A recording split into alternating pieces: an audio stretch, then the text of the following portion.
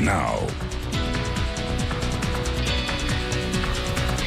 We know now why a man who had his sentence commuted by President Biden is back in custody. Thank you for joining us tonight. I'm Lucas Geisler. And I'm Erica McGuire. We told you Malcolm Redmond was arrested last week by CPD for a possible federal parole violation. He was in court today to learn if he'd be going back to serve his sentence. ABC 17's Nia Hinson joins us live in studio tonight. Now, Nia, you were the only reporter in the courtroom today when those new details came out. Eric and Lucas, it was a short hearing today at the Christopher S. Bond Courthouse, only lasting about 15 minutes. It was also pretty empty courtroom, like you just mentioned. I was the only reporter there.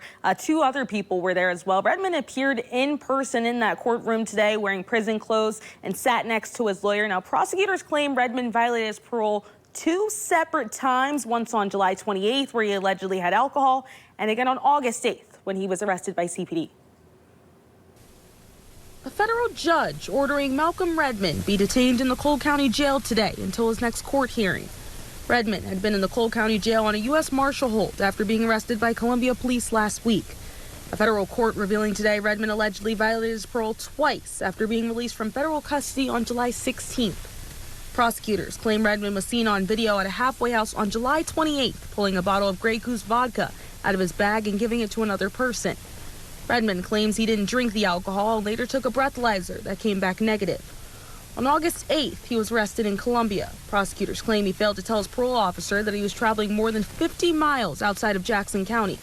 Redmond arguing that he was given a map showing everywhere he could travel in the Western District to visit family. He pleaded guilty to being involved in a mid-Missouri cocaine selling ring in 2016.